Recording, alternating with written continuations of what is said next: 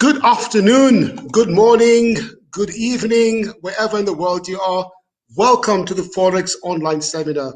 This is fantastic. It's a pleasure to be here with you. We're streaming live on Twitter and on Facebook. So I think it's going to be an excellent opportunity to ask a lot of questions. Now, I know that people have got different questions, and you've heard a lot about Forex online brokerage. You've heard a lot about certain terminologies like contract for difference. You've heard things like money managers, online Forex. What's the difference? Well, we're here today to talk about it. It will demystify a lot of the questions that you have about online Forex trading. And we've got a panel of experts. I mean, I could not think of a better place and a better panelist to have than what we have here today. So if you haven't done so already, please send the link to your friends, okay? There's a lot of information that we have here. And guess what? We'll make sure that we're not using the big terminologies. I know oftentimes people go to forums and people are talking about, the demographics and, the derivatives and all. They're nothing complicated. They're going to be plain. We'll talk in a simple layman's term so that you understand exactly what we're talking about. And I know we've got different categories of investors out there. Some of you may be experts, some of you are learning, but based on the feedback that we get on our website, on the traffic, there's a lot of questions that need to be demystified, okay? And the way that we'll handle it is if you've got your questions, either on Twitter or on Facebook, you can actually send your questions and we'll answer them as quickly as possible. During the session, we'll make sure that we stop and pause and we'll ask the experts about to address the questions. And at the end, we'll also get an opportunity to answer some questions. Now, in the event that we can't get to your question because of time, I think you've got about an hour and a half. If you can't get to your question, we'll make sure that we post the Q&A on our website at www.cma.or.ke to make sure that you get all the information, okay? So before I talk about the panelists and I get them in the session, please understand that this session is about online Forex brokerage, okay? And an online Forex money manager. That's what we're talking about. And we've got 4 of them in Kenya, okay? Now, please understand, as much as we have the intermediaries that are presenting today, they are not here to plug their products, okay? They're simply here to discuss Forex Online in general. They may mention the product, but it's not intentionally to use this as a forum to sell the products, okay? So please understand it. This is a learning and awareness tool, okay? So now this is the exciting part, okay? Because I get to introduce the panel of experts, and let me start with let's start with the regulator. Let's start with the regulator. Peter Onyango. If Peter can come on screen, it'd be a pleasure if you could also. There you go, Peter. Lovely smile. It's always good to see a regulator smiling. I didn't know regulators could smile. Yeah. So Peter is our head of derivatives, risk analysis, and stress testing. Whoa, that is a mouthful. I mean, I'm stressed just by saying your position. Okay. So Peter, he's had 14 years worth of experience in capital markets, regulation, banking, and insurance. He was part of the CMA team that set up the derivatives market in Kenya. He's also part of the Sandbox Review Committee at CMA. During his previous employment, he worked in the banking and insurance sectors. He also writes articles in the Business Daily and on matters of derivatives. He's got a BA in actuarial science and a master's in finance from the University in Glasgow. He's currently pursuing a doctorate in business administration at USIU. He's a practicing CIFA member and also a CC holder. Welcome. That is a mouthful. In fact, I need a vacation just from saying your bio. Thank you, Conway. Thank you. All right. Then with us, we've also got Nahashan Mugai, who's the Executive Director for Global Markets at Standard Investment Bank, or as we call it, SIB. Okay, and that's a money manager. He joined SIB in 2018 for the first regulated FX trading money manager in Kenya. He's actually the first and only one to begin with. He joined SIB.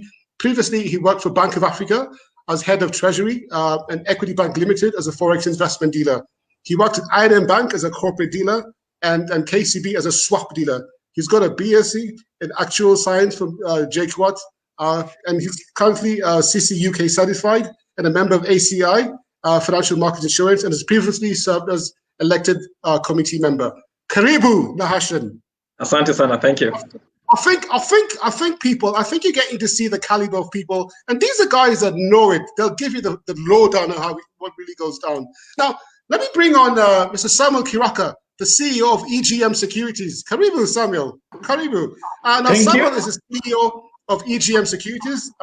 It's a subsidiary of Equity Group of companies that's locally regulated across the world, such as Equity Capital, regulated by the FCA in the UK. He's got over 20 years experience in finance, investment, property management, Islamic finance, corporate banking.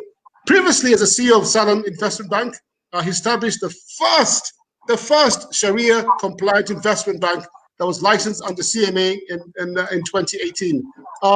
He was previously the MD of All Mutual Securities in Kenya and a senior managerial roles in Britam Insurance, Britam Asset Managers, Equity Bank, Gulf African Bank, ABC Capital, and stockbroking arm of African Banking Corporation in Kenya. Samuel is a certified public accountant by profession, a certified professional mediator from the Mediation Trading Institute in the USA, and a graduate of the USIU International Business Administration in Finance. He served as a trustee of several retirement benefit schemes and is passionate about advancing social investment and wealth creation. Karibu. Thank you, Conrad. Okay, thank you very much. Now moving on. Now we've got Martin Coogie. Martin Coogie, welcome. Martin Coogie is a senior sales manager of Pepperstone, Kenya. Okay, he started his career as a retail trader back in 2013. He managed stocks and forex trading in 2015 and joined brokerage in 2016. He started as a junior sales with Start Trading, which later became EGM Securities. Since then, he's worked as a senior sales executive at EGM Securities and Scope Markets. He's currently heading the Pepperstone Kenya sales team. He's got a background in actuarial science from University of Nairobi and he's finalized his LLB from the same university. Welcome, Martin Coogie. It's a pleasure having you. Thank you. Okay, and we also have, now we've got another regulator. Okay, now this regulator deals with investigations. Woo! Mr. Lawrence Mumuna is the manager for investigations at Capital Markets Authority. He previously worked in the Kenya Police Department, the CID. Whoa, scary stuff. And the National Social Security Fund. He holds a master in strategic management and is a certified fraud examiner, ACFE, and a ACC. He's currently pursuing his PhD at JQuat and a vast array of trading in securities law and trading. He's a serving delegate of UNODC, working group on global curriculum review in Kenya, Pakistan, and Mexico, and a member of the National KECRT CC Committee on Cybercrime and Fraud. Welcome, Lawrence Mumina. We got to hear your voice. You got to say something. Yeah, hi everyone. Okay, there we go. Thank you. And we also have Mr. Chris Weston. And by the way, Chris Weston is actually in Australia. I'm not even sure what time it is there. If it's 4 o'clock in Kenya, what is it like? Is it your 3 a.m., 4 a.m. in the morning? I don't even know. It's 11. It's 11 p.m. here. 11 p.m. Okay, that's okay. So we'll make sure we're done before your bedtime. Okay. So Chris Weston is Pepperstone's global head of research and holds over 20 years experience trading and analysis and analyzing markets. A highly respected markets expert, Chris has worked at Merrill Lynch, Credit Suisse, and Morgan Stanley, covering research as well as sales and trading roles. His extensive exposure in the FX, equities, and fixed income markets puts him in a unique position to provide inspiring insights, research, ideas, and risk management strategies that provide every step of your trading journey. He's based in Australia, as I mentioned, and he's a well-known global media figure. He appears in Bloomberg, CNBC, BBC, and Sky News. So it'll be good to get that international perspective from Chris. Welcome. And then last but not least, we have Robinson Gitonga. And I think for Robinson, let me allow Robinson to maybe say, maybe just like 30 seconds to just talk about yourself. Hi, everyone. Hi. My name is Robin. I'm actually head of retention and partnership at Scope Markets. I have vast of experience, over 4 years experience actually in CFDs and global markets. I've had the privilege of working with local institutions, primarily EGM Securities and Scope Markets in matters of retail And being in the retention and partnership bit, we're here to make sure that we offer a diversified approach for Kenyans. I think my bio will be a bit short so that I can give it back to Conrad to get us started. Okay, thank you, Robinson Gitonga, and welcome, Scope. So I think you have it here. We've got we've got a money manager, we've got 3 online forex dealers, we've got 2 regulators. So I think it's going to be heavy. So, and again, I mentioned earlier, the objective is they're not selling their product. This is not a sales pitch. This is about awareness.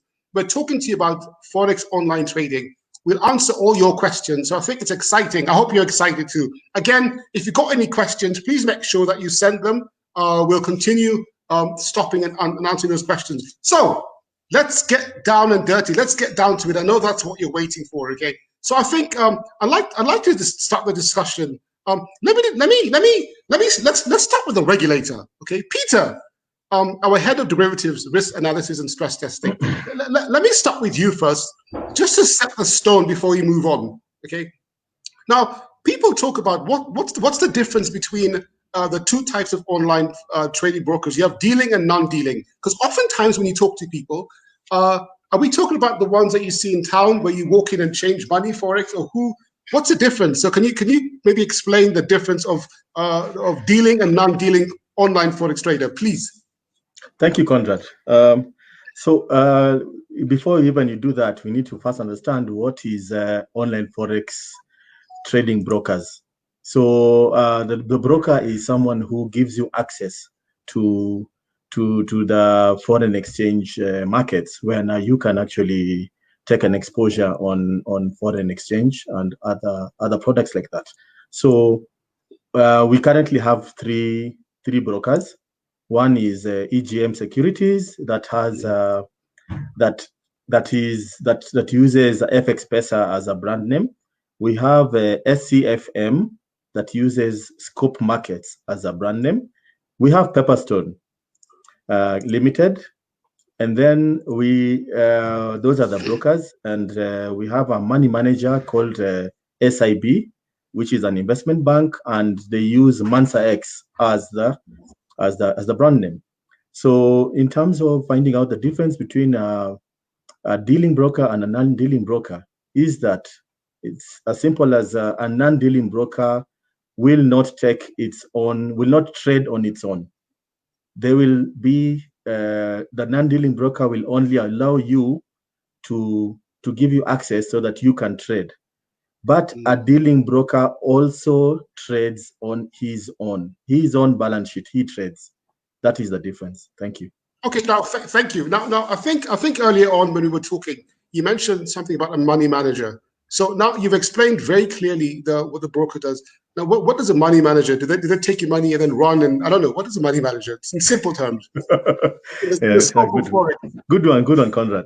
So in scope of in the terms of online forex, there are situations where the citizens or the clients don't feel that they are good in they have the experience to actually trade on their own.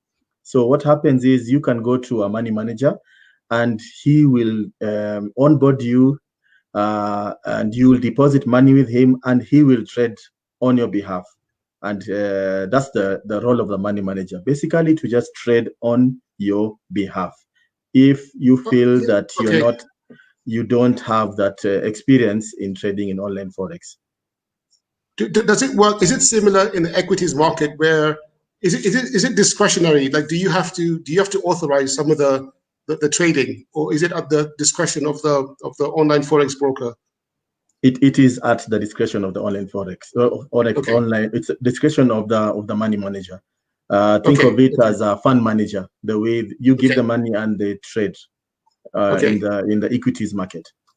Ah, fantastic. So I think that now we're coming back to you, Peter, and you've set the stage, and we've got some more questions. We're getting questions about how you get licensed, but I want to save that for last. Okay. Now that you've talked about, we've just talked about a money manager. It's a good way. Let me bring in Hashan Mungai of Standard Investment Bank. Now, Hashan, you're the only money manager in Kenya, Forex money manager, and oftentimes you see publicity about the Mansa X. Okay. Okay. Without pitching the product, but what is the Mansa X in terms of money management? How is it structured? Because I think that sets the stage for what money management is in Forex. All right. So thank you very much, Conrad. Thanks for the introduction, and thanks for energy. I like your energy. Well, so Mansa X, as you've just alluded to, is a money management entity that's owned and run by Standard Investment Bank. So we are an investment bank licensed and operating out of Nairobi, licensed by the Capital Markets Authority. So Mansa X is a multi-asset strategy fund. What this means is that we are able to invest in various asset classes. And for us to be able to do that, we needed to have an online money manager license, which you have to get from the CMA. This allows you to trade in the various asset classes available on the global platform. So we are talking about investing in currencies, precious metals, commodities, global stock indices, and global single stocks. So Mansa X is designed to invest not only just in the traditional assets that are available in any other with any other fund manager locally, but also gets an extra edge out of investing in these global financial instruments. So that is how Mansa X is designed, and we feel that this is a very important way to approach investments because it gives investors the ability to invest in a much more diversified base of instruments. So you have a much bigger universe of available instruments that you can actually trade. And we feel that this is the only way for investors to find a real return for the investments while still protecting themselves from downside risk. Okay. Now in terms of, now you mentioned risk. In terms of your target audience or your target investors, yes. Who do money managers target? Is it more for sophisticated investors, or can anyone? Can I even approach you and you sort of take care of my trades? Do I have to be sophisticated? No, you do not have to be sophisticated. So we've taken a very sophisticated market and very sophisticated financial instruments and packaged them into a very simple platform that we've dubbed Mansa X. So you do not have to fully understand how the products actually work. We do that on your behalf. However, we have to be very clear with our investors that obviously this is not a guaranteed return fund. It's a fund that is the return of the fund is pretty much determined by market forces. So the only thing we do for you is employ very sophisticated portfolio allocation techniques, very robust risk management tools to ensure that we only use these tools to give you an upside edge while still protecting the downside, which might be much more difficult for somebody who's not been experienced and who's never really interacted with these instruments before. Okay, so now tell me, in terms of suitability, if I walked into your office, okay, and I want to use your services, and then you ask me some questions. You ask me how much do you earn, and you determine I earn a very small minimum wage. I have 5 kids. I have different relatives, and how do you determine who's the right client? Do you just take in the money, or do you also protect investors by saying maybe this is not the product for you? Oh yeah, absolutely. I mean, we have so many investors who will come to see us, and they're probably more suited. I mean, they'll probably come and tell us, this is the only savings that I have, and I'm probably looking to get a guaranteed return, and I'm therefore hoping that this is an absolutely guaranteed return fund. And we'll have to get them and tell them, our fund is very suitable to add an extra edge to your return, but might be unsuitable for an investor who only wants to guarantee, wants to get a guaranteed return every month or every year, so to speak. So we'll have a conversation with you. We have a big team of financial advisors here at Mansa X, and they will then determine your suitability based on your risk profile. And just to mention a few parameters that we look at is obviously how much do you have in terms of dependence? How much have you saved? What time horizon are you looking to, to hold the funds with us? And what kind of volatility is acceptable to you? Okay, Then that's from good to there hear. we'll see. Yeah. Okay, that's really, so you actually turn some people away if they don't meet the threshold of your target. Yes. Right. And even if not turn them away, we can also maybe ask them to invest maybe a portion of their portfolio, for example, into the fund. Okay. But okay. just also to clarify, what we've done at Mansa X is again very unique in terms of how most money managers out there who trade FX will approach this business. We have created a system that is still very conservative because the way we see it, most Kenyans actually happen to be very conservative. People will come and tell you, oh, I'm willing to take on some level of risk until they get a loss. And then you realize that they were actually conservative investors. So we then created a very unique package where the fund is still conservative and only uses those particular tools. For example, leverage. Leverage is one of the reasons why we will give a higher return. Because we are then able to trade with more capital than is available to us from our investors. But the opposite can also work against you. So we've created a method where we only use this as just a tool to increase our returns ever so slightly above what a normal fund manager will do. So it's still very conservative, but designed to always beat what local traditional asset classes will probably yield. Yeah, thanks to Hashid, and I appreciate your candidacy, your candid responses. In fact, we've gotten a comment from Kenyan Joey saying he likes the comment that you're giving. It's an honest. You're talking about the risks, okay? And then Ian Kungu, I see you're liking what I'm hearing, what he's hearing. So it's a good thing that we're doing, yeah. Not just the beginning. I think there's more stuff. There's more stuff coming, guys. Keep the questions coming. Now, just to get a feel, just to close this chapter here in Mansa, maybe we can see a short clip, a very short clip, just less than a minute of just what we're talking about. Hi, are you looking to maximize your earning potential even with the prevailing market conditions? Why not consider a multi-asset strategy fund that not only gives you alpha returns, but also diversifies your investment portfolio across many asset classes, thereby reducing your exposure to risk? Invest in Mansa X and begin your exciting journey with Standard Investment Bank. Mansa X is regulated by the Capital Market Authority. In fact, in 2019, we're able to give our clients an annualized return of 24%. To join us, simply dial 0777 333 000 or simply visit our website sib.co.ke. See you soon.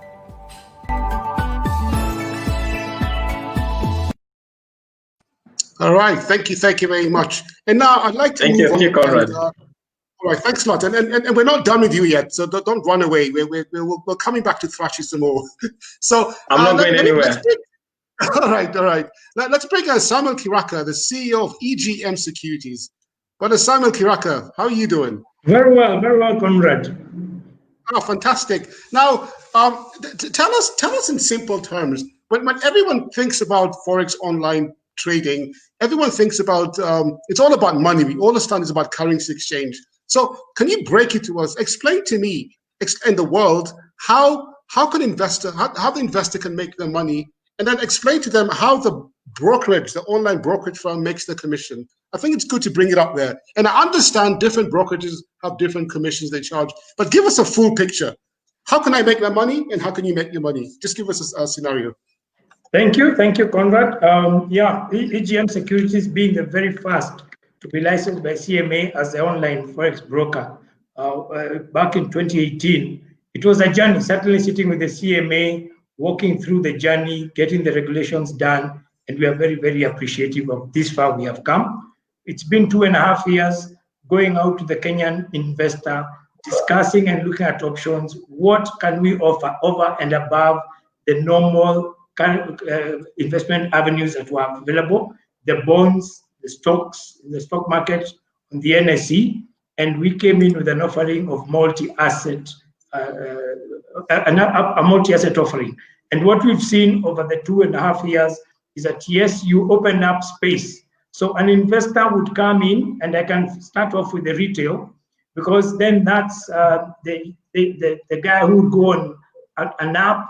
We have an app, FX Pesa app, for retail investors who can deal in small lots. So you download the app, very easy, and in there you're actually able to trade currencies. So you can trade gold, you can trade dollar, yen, you can trade the major currencies in there, but you can also do other things like commodities. You can buy oil, you can buy gold on our platform. So that made it very easy, rather than, and of course that goes to anyone. So long as you have a mobile phone that is a smartphone, you're able to download that on the Play Store and get onto it. That's the retail side. Over the last 1 year, we've had that. The business has been there for 2 years, and the main one has been our retail end. We have seen a lot of the university students, the young people looking for a side hustle, looking for a main hustle coming through. So that's on the retail. Then we have the EGM brand, which is the corporate side, and this one deals with the institutional investors, the likes of money managers, investment banks that want to diversify and offer additional products onto the traditional products I talked about of stocks and bonds in the local market, and open up to indices across the world, currencies, precious metals, commodities, and that also is kicking off well. I think you saw something happen earlier in the year, I think in July, with Genghis, offering a multi-asset offering to clients. So that's the business of online FX. So for us, in terms of the income, which is what you asked, Conrad, is then how do we make money? How do we make money?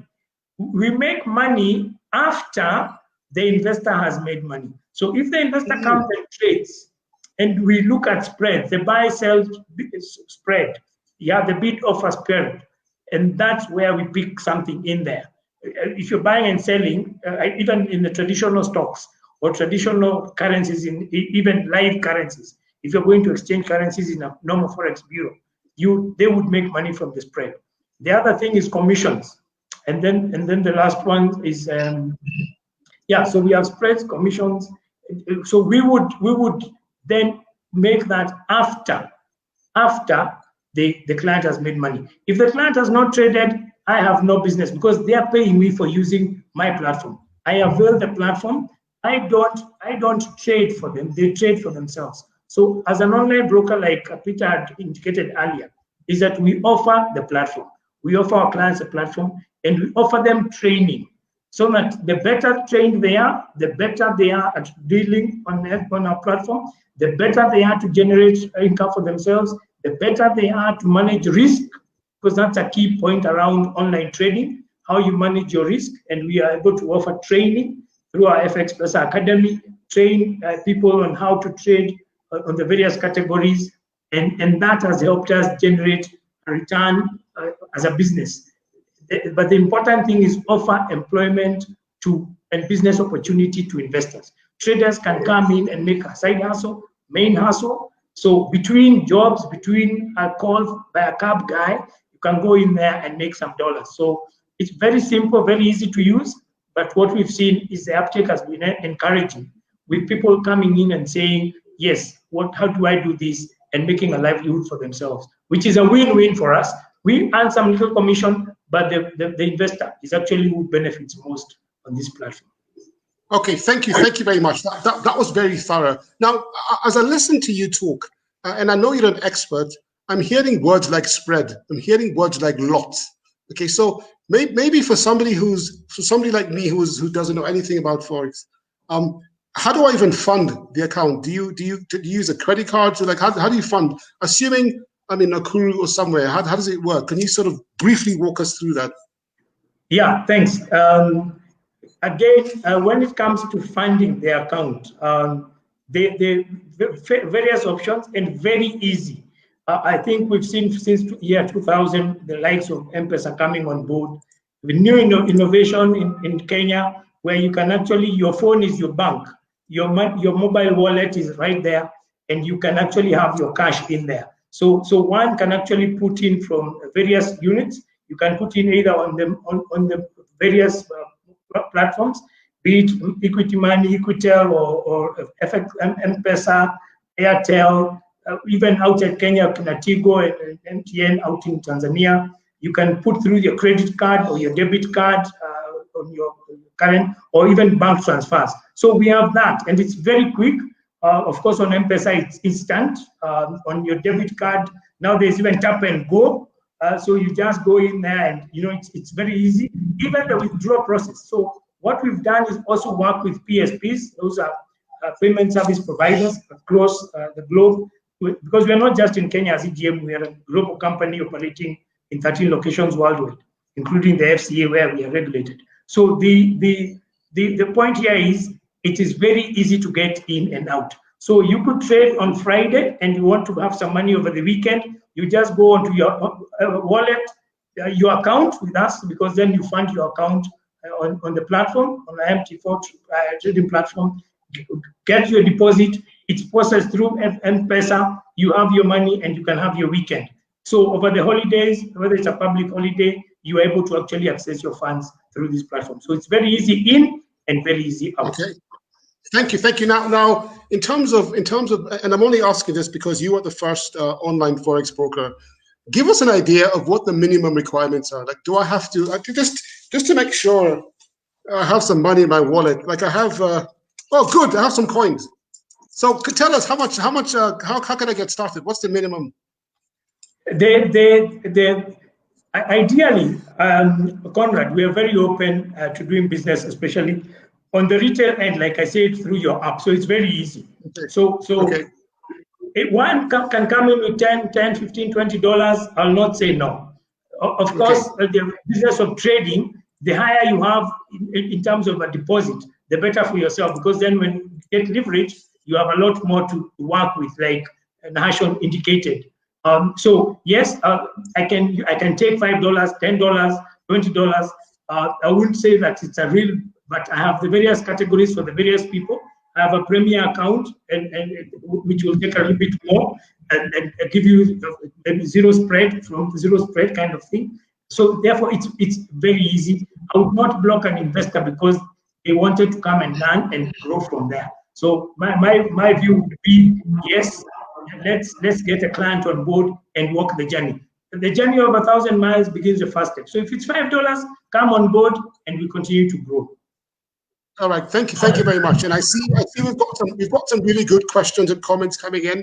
For those of you out there, please rest assured that we are compiling the questions and responses, and during the segment we'll pause and then answer your questions. So if you see them unanswered, don't think we're not paying attention. They're being looked at. Yeah. So I think at this point, allow me to show you a short clip, if I may, of EGM. Everybody dreams. Some even dream big. But us, we just don't dream. We are the daring. We choose our dreams. We've got the smarts to do it, and we've proven time over time again. Some even consider us lucky. We say luck is where preparation meets opportunity. And boy, we do have an eye for opportunity. That's why we play with the big boys. I mean, dollars, pounds, gold, copper, cotton, the real big boys. Cause we want more. We were made for more. We take charge and call our own shots. Doesn't matter time or place. We are ready to make ambitions a reality. We live local, but think global. Ear to the ground, head in the clouds. We are FX Pacer. Are you one of us? All right, thank you. So again, thank you very much. We'll come back to you a bit later. Okay, I'd like to then move on and let's get to Pepperstone Kenya, another online forex broker, and maybe invite Martin Coogie to come on board. Yeah. Now I know Martin. I've heard you speak before in other forums, and you seem to be very passionate about awareness initiatives, and you seem to be very passionate about ensuring that the public understands the product. So what are some of the things that Pepperstone, or in your opinion, online forex brokers can do to create more awareness? And do you think you're doing enough? Do you think people understand it? Yes, thank you very much. Starting with where you mentioned about passion, I think this comes because I actually started as a trader. before I went into brokerage. So the moment I'm in the brokerage side, I can be able to put myself in the shoes of a trader and look at what the retail trader is doing. On the aspect of what Pepperstone is doing to make sure that our trader is safe is we have a multifaceted approach that is in terms of education, research, and technical tools. So in education, what we have done is that we have onboarded a professional trainer based in Melbourne, and then we have a research department headed by Chris Weston, and then we have also brought in research materials that have been researched by our technical team, still from Chris Weston on that. But I'd like Chris to expound on that. Yeah. Okay. Thank you. Now, there's something interesting, and I'll come to you, Chris, in just a bit. I see there. In terms of risks, because everything you've heard until this end is about how you can trade, how you can make money off trading. But what are some? Let's be honest. What are some of the risks that you can talk about honestly as an online forex broker? What could go wrong? They say anything that can go wrong at one point goes wrong. So the thing is, the aspect is that you can lose. You can put in your funds depending on how you manage your risk. You can lose your entire savings, right, or your entire investments. However, now what we do on our end is that the aspect of it, when you bring up the education, we advise you, or taking out advice, but we guide you, we give you, from the research materials, from the training on how you can be able to reduce your risk as you try to also maximize your investments. Okay. And then one final thing is, what are some of the misconceptions about Forex online trading? The three most misconceptions that you hear, because you hear all sorts of yes, words about it. One, I think the biggest misconception is that Forex is a get-rich quick scheme that anyone out there can be. You just need 1 day, 1 week of education for you to get in and become profitable. The other big misconception, wow, I think those are the major one, that it's a get-rich quick scheme, right? Oh, that, okay. Yes, basically, people have this thought that, wow, I'll come today, deposit $20, and within the next 2-3 months, I'll be a dollar millionaire. It doesn't work that way, right? It's an investment like any other, and it needs effort, and knowledge like any other investment out there. Oh, thank you. In fact, you've said something interesting that we'll come into later. And I see your colleague, Chris Weston. And again, I think, Chris, you have won the Nobel Prize for being awake and attending forum. We'll send the gift to you in the mail. So now, from a global perspective, what are some of the trends in terms of appetite for online Forex? And what are some of the things you'd like to share with the Kenyan market? I know you've got the subsidiary here, but what are some of the things that we can learn from a more developed economy out there? Well, I don't think any of it's going to be different. It all starts off. I've seen it grow in the UK. I've seen it grow from when I started in 2005 in the CFD industry in Australia. And people need to understand about the risks. That's our job as a trader, is to manage risk. It's to manage and achieve the correct position size in every single trade that we do. It's about understanding risk of the product, let alone the market. And when you're dealing with highly leveraged products at a time when you can get changes in volatility in the market, that's a big consideration as well. So the one thing one of the big considerations I teach is not just about how you trade the products effectively, but you also get a program that suits you as an individual. A trading program that you say, what's your set of objectives? When you start trading, you need to understand what you're trying to achieve. I think that's really interesting, whether you're trading with any of the regulated brokers here or any broker out there. You need to kind of understand, what are you trying to achieve in trading? Do you want to get rich overnight? Or do you want to look to try and grow the capital in your account in a kind of disciplined manner?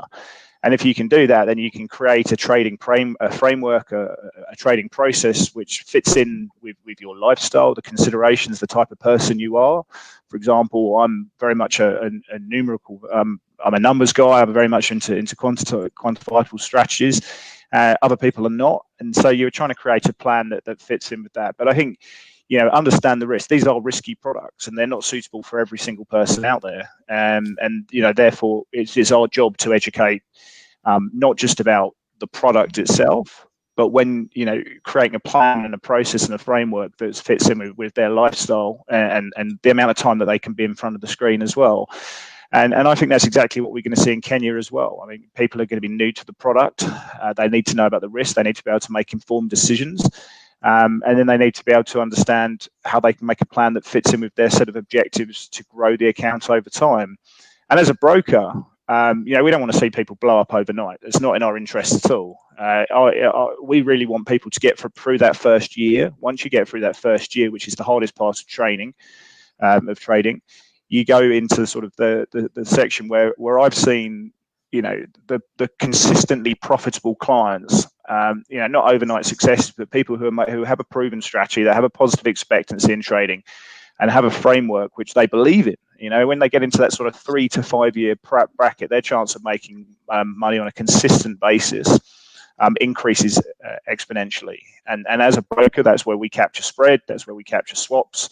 And that's what we want. Our model is set up for people to, we benefit from clients effectively making money. I mean, I know that's a misconception out there in the market, but the way that our hedging strategies works and various factors, we want people to come in and say good things about us, and that's how you grow your book, and that's how you grow your clients. So it's in everyone's interest that we get a positive outcome for clients, but you do that by clients understanding the risks in the product, and then also educating them about trading strategies and and how they actually go about creating a framework that fits ideally with what they're trying to do. Okay, and real quickly, and I like that you're a numbers guy, you're a data person. Given that it's only about 2 years old in Kenya, I'm not sure if the momentum has really picked up. What's your experience when it started off in Australia, and in terms of numbers, and in terms of the market cap for the Forex online trading market? How did you see it, the projections until now?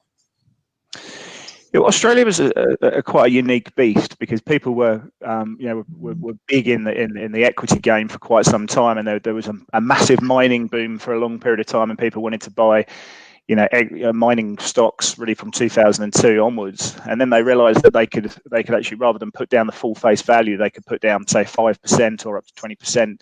And leverage up effectively, and so there was a big growth in the equity side of things. I think what happened really from 2008 when the GFC hit was they didn't want to hold that single stock exposure because obviously you have the gapping risk. So we saw a big migration into index products and FX products because you still had decent volatility and decent movement and range expansion in those products, but you didn't have but you could trade them pretty much 24 hours, or you can trade obviously FX 24 hours. And now most of the indices will trade pretty much 24 hours as well. So you don't have that gapping risk that you would do, obviously, on the weekend, but you don't do overnight. So that's really how everything spawned. And I think Kenya is exactly the same now. I think we are going to the prospect of seeing strong growth from the trading community is there. I think there's a lot of aspirational people that we see in Kenya, and I think the same sort of traits are there. Maybe you haven't got that sort of backdrop of the mining boom and various factors, but I think the awareness of the product's going to increase. So obviously the job of the broker is to work very, very closely with the regulators to make sure that the standards are kept up as this growth comes through. Okay, thank you. And one last question. And actually, I've got a question for both Chris and Martin. It's actually, I'll ask Chris the question, and then it's the reverse question to Martin, and you'll see what I'm talking about. Now, you mentioned that a lot of, you mentioned the global financial crisis and how that impacts the exchange and the currency. Now, we've got elections that are coming in Kenya in about 2 years, and that's where Martin comes in. But at the same time, we've got another global election coming up in the US. And I'm not sure if you watched the presidential debate with Biden and Trump. And that was rated as, I think, the worst. And this is not me saying, but I think it's one of the worst debates in presidential history. So have you seen any sort of movement now with the US dollar? How is that affected? How does that affect online trading as far as the dollar is concerned? Well, I think people are magnetized to movement, and they're magnetized to these kind of almost binary events. We want this, this big movement in markets. People love volatility, but the right kind of volatility. What we saw back in March was a little bit too extreme for certain people, and some people love those trading conditions. But I think when you get these binary events, people love. Everyone has an opinion. I think this is one of the things that makes CFDs and FX so appealing, is that people draw connections with political or economic events and how that sort of feeds into the financial markets, and then they can take a position, obviously manage the risk and correct position sizing around that. But we're coming into what I see is the first phase, which is how markets act into the election, and then you've got the election itself on the 3rd of November, and I think that could be pretty crazy. Are we going to see it contested, or actually we're going to see a full outcome? If I look at the options market at the moment, the people have bought volatility and they're expecting movement in FX, they're expecting movement in the S&P and Dow, and then you get obviously the outcome and how markets trade after that. But there's definitely a buzz of excitement from the trading community wherever you are in the world about this, whether you're in Kenya, whether you're in Australia, whether you're in the UK. So this is one that I think people are seeing there's potential for movement. We're already seeing movement coming through in various currency pairs and obviously index products. And I think as we get closer to the election, that disagreement in markets and the movement is going to become ever greater. And as I say, people love volatility, but the right kind of volatility for their strategy. Okay, and the same question to Martin, because I'm familiar, like in the equity side of it, you always see sort of movement when the election is coming up. Most people sort of shy away, and especially foreign direct investors sort of cool off until elections. Right now, when you look at the Kenyan newspapers, there's a lot of, you think the elections are in November. There's so much momentum. How do you think that's going to impact our Forex market here?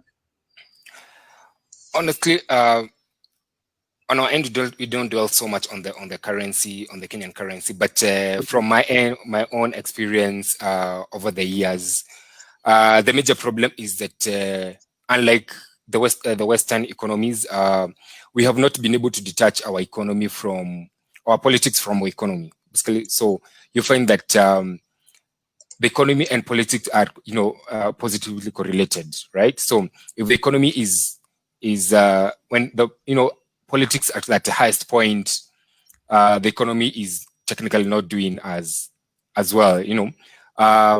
The thing is, over the years, as time goes by and we head towards elections, we don't only have a problem with the economy or politics, but also even before COVID, we have to bring up the aspect of COVID, and also actually that the Kenyan market is not really doing as well, the Kenyan economy. Right now, the Kenyan shilling is trading at 108. Honestly, I think by the end, when we'll be getting towards elections and payment of debt, we might be seeing it heading towards 110 or maybe worse. Yeah. Okay. All right. Okay. Thank you, Chris and Martin. And Chris, don't go to bed just yet. We're not done with you yet. We'll come back to you in just a bit. Yeah.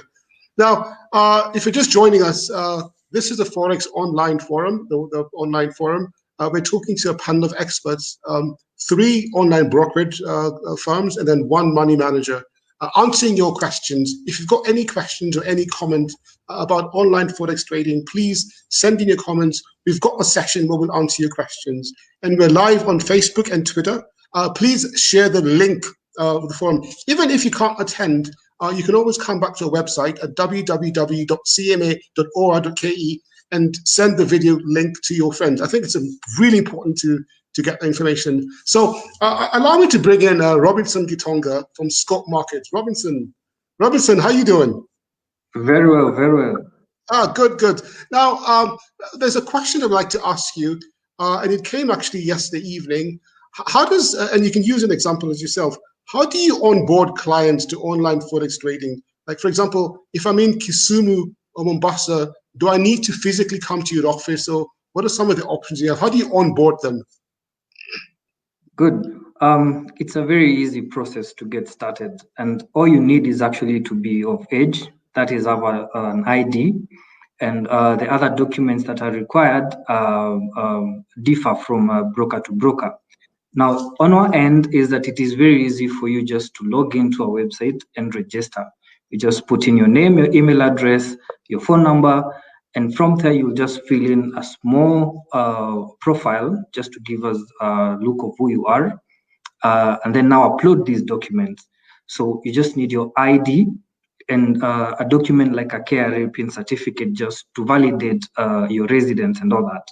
After that, simple KYC is done, and in a couple of minutes, probably 20 minutes, your account is approved. So you're not limited to a certain geographic. You're not required to come to the office. It's something that you easily do from the comfort of your phone or your laptop. So if Conrad, I wanted to onboard you today to Scope Markets, then it will take you probably by end of this session for you to have your monies in. All right? Yes. Okay. Now, you've said something interesting. We have a large diaspora population out there, and then for those of you that are listening, just so you know, we do have a diaspora webinar next Thursday at 4 p.m. Kenya time, Eastern African time. Again, if you're diaspora, or even if you're not diaspora and you'd like to hear the other things we're talking about, please tune in on our website, a live webinar next Thursday, the 8th at 4 p.m. Eastern African time. Now, for when you open an account with Scope, do you need some sort of ID information? What if I've been out there and I don't have a Kenyan ID? Can somebody in diaspora sort of open it? Yes, we are open to applications outside of Kenya.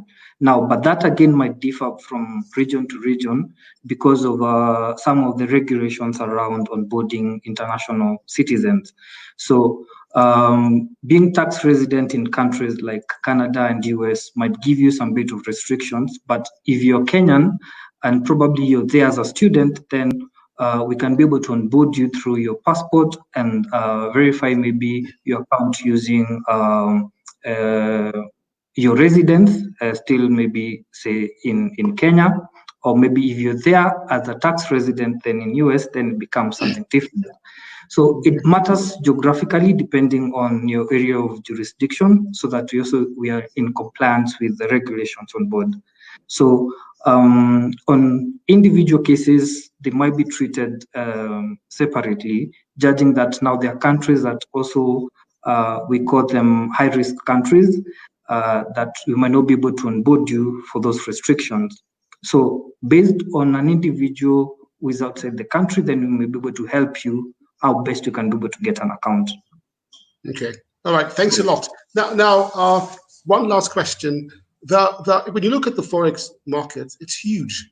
And every time we do a lot of awareness, especially when you go to universities, there's always a lot of interest, especially from the youth, about Forex. I think there's this notion that it's the place to be. In fact, we're actually almost competing with equities. We're trying to get them equities and all the other products.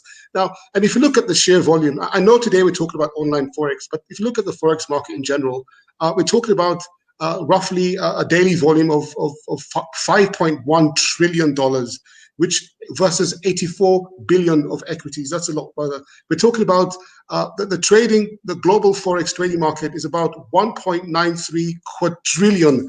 I'm not even sure how many zeros a quadrillion is. Somebody can tell me that, which is about 2.5 times larger than the global GDP, which is about 5.3 billion US dollars. So it's a lot of money that we're talking about. So for somebody who's like the youth, what can you advise the youth about getting started in a Forex online trading? Can you be a millionaire in like a year or two? Like, what would you tell us about that? The possibilities are open, and the most critical bit for any individual who wants to start is actually the skill.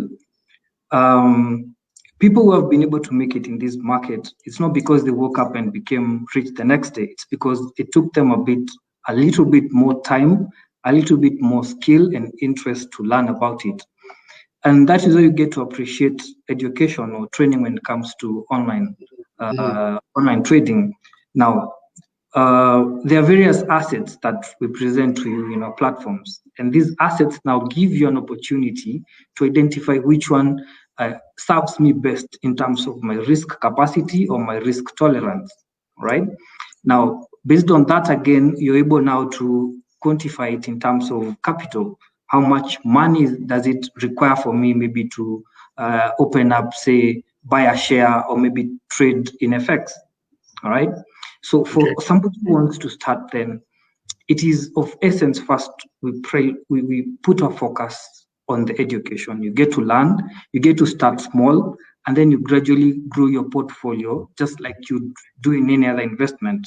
all right?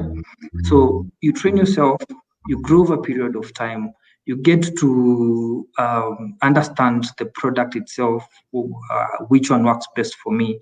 And then from there, you can be able now to get your million in a year, probably. Issue of capital is also very key because just like you mentioned, $5.1 trillion in a day means a lot. That means that even as you come in this market, then you need also to consider the kind of volume that is there and what you're also taking in the market. So over time, you realize that it becomes easier over day by day to actually have more capital around you that helps you manage your positions and even open up more positions and even take up more opportunities. Yes. Okay, thank you. So in just a moment, we'll show a clip of Scope, and then after the clip, we'll then take a little pause and answer your questions. So we'll show the clip, and then we'll answer, and then we'll open up the questions. So here we go. What is leverage? It is the ability to control a large amount of money using none or very little of your own money and borrowing the rest. At Scope Markets, we offer you a leverage of up to 400, making it easy for you to trade with as little as $200. What is margin? Margin is the amount of money needed as a deposit to open a position on your trading account. What is a margin call? It is an alert to cover your margins when the amount of money in your account cannot cover your possible loss. It happens when your equity falls below your used margin. Did you know you can fund your account instantly via M-Pesa? Sort your bills instantly from our zero-rated and instant M-Pesa withdrawals. Get all the education you need from our site, scopehub.co.ke, and register for webinars and watch previous webinars. Remember to always keep growing your trading skill. Scope Markets is the best investment platform in Kenya. Check out our new platform.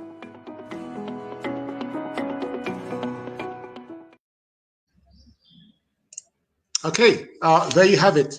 So I think at this point, I'd like to bring the intermediaries on screen. We can bring the four brokers and the one money manager, and then perhaps we can bring in and then the two regulators. Actually, everyone. I think we can fit. Maybe whoever we can't fit, we'll put you in the background. Yeah, of course, Peter had to be there. The smiling regulator. So I think. Now we've got some questions that are coming up, and I think the questions will pop up shortly, and I'll just ask them as they come.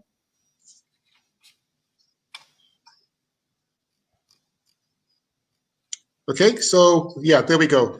Now there's a question from Sylvia, which and thank you for your question. This question is for Scope Markets. Please confirm if Scope Markets now has a US equities on their trading platform. Please confirm if Scope Markets now has a US equities on their trading platform. Yes, we do. We do have US equities, and besides just equities, is that just allow me to dig slightly deep into this. Is that you understand that what we're opening up to Kenyans is actually over, say, 300 of stocks or equities in the US. Now, that is actually around 10 times of what you can be able to achieve here. For the first time, Kenyans are able to take advantage of things that they use every day, things like Microsoft, things like Apple. Now, not just owning a gadget or having your PC running, now you're able to actually take advantage of the price itself. You're able to benefit from these stocks themselves, right? Now, apart from just owning a laptop, also you own a stake. Right, and this is a kind of diversification that we want Kenyans to actually absorb and be able to scale up in. So besides US equities, come on board for Europe stocks and UK stocks and a bit more that we'll keep adding. All right, thank you. So I think we'll go, and thank you, Sylvia. Hope you're satisfied. So we'll go next question from Vicky Patel Bisinga. How about other brokers like XM? That's kind of open. How about other brokers like XM? I don't know if that can be clarified. What's the context? Maybe could we come back to that question? Maybe we can ask Vicky to clarify that question, and maybe go to the next one. But we'll come back to you, Vicky. Okay. Now you understand that we have a lot of different audiences that are listening. We've got some people that want to be money managers. Yeah. So maybe we'll ask Nahashan, what's needed to be? I mean, we can ask the regulator, but I'd like to ask you because of your experience. What's needed to be a money manager? All right. So it's the requirements for being a money manager is very much similar to the process that it takes to be a fund manager in Kenya. So there is, of course, the licensing bit, and the capital that you need to demonstrate a certain level of capital adequacy. So that's 10 million shillings. But that is the easy part. A lot of companies can do that.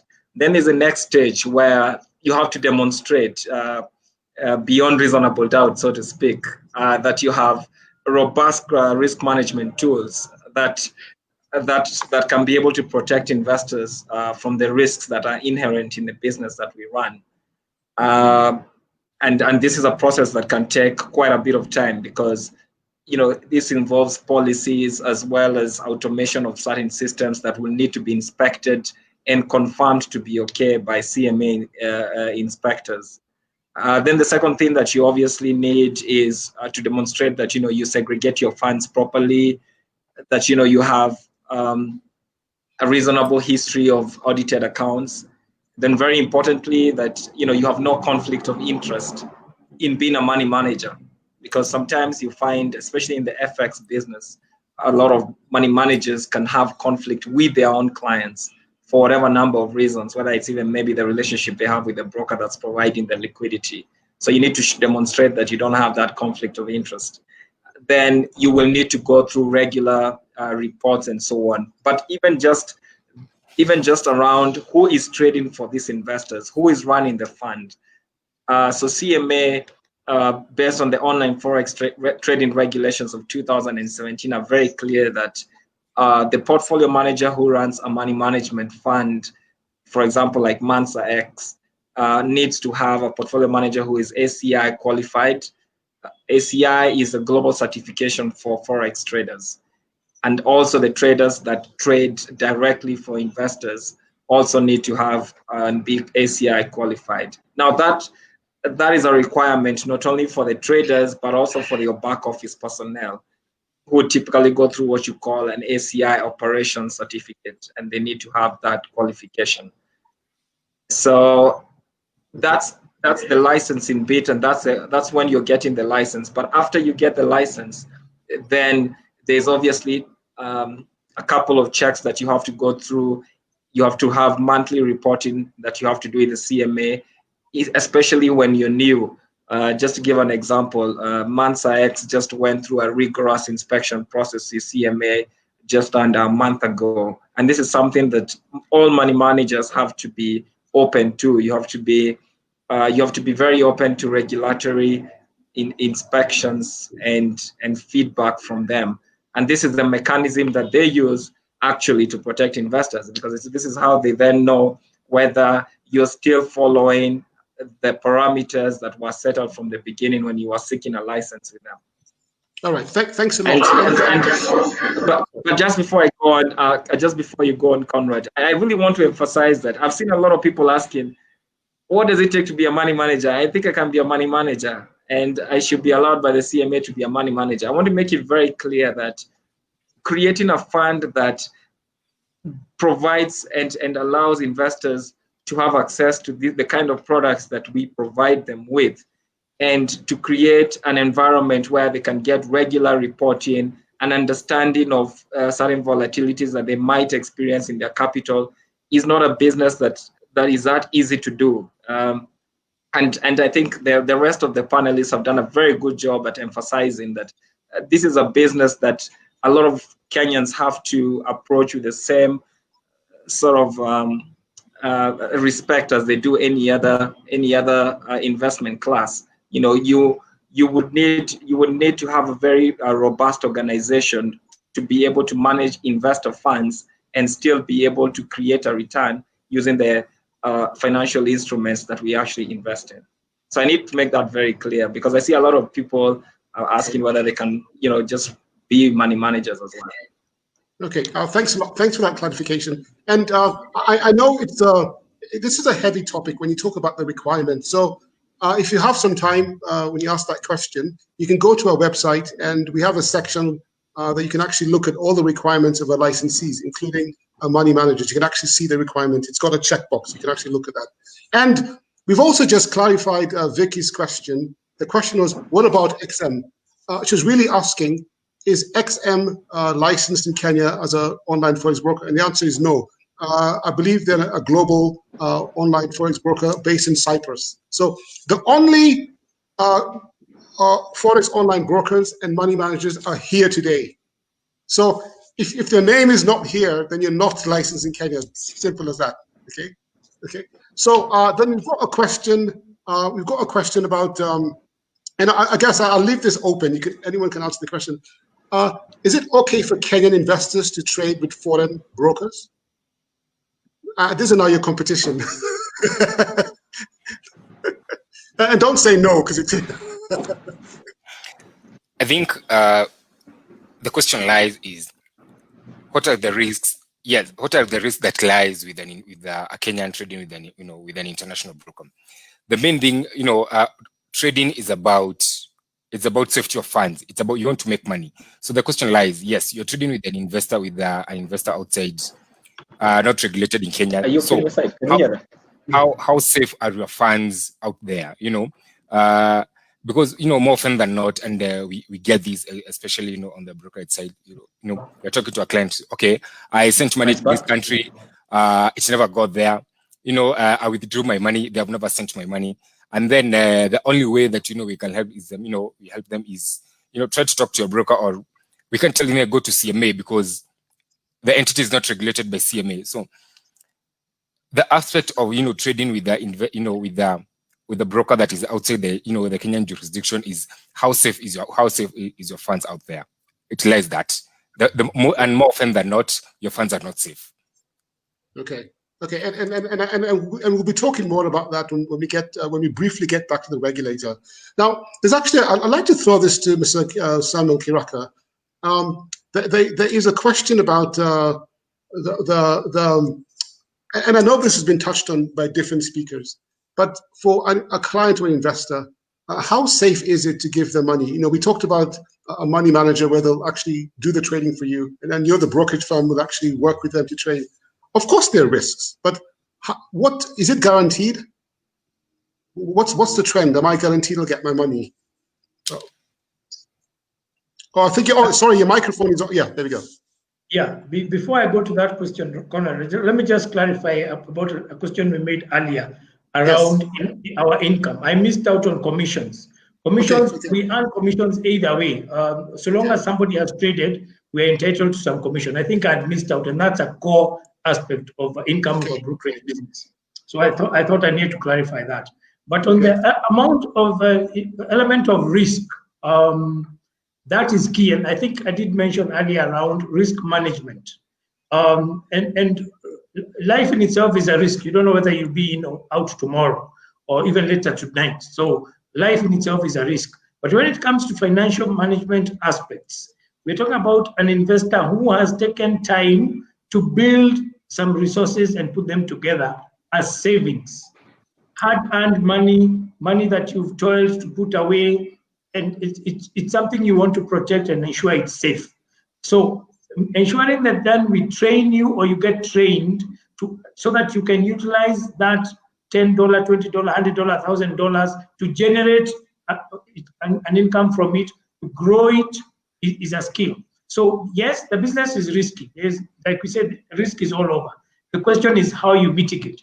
And I think my colleague is saying, yes, do it with a local guy, because you can come to our office at Oracle Tower, and find me here and say, look, Sam, my money. So that in itself is a plus. You already have banks that we are working with here, commercial banks.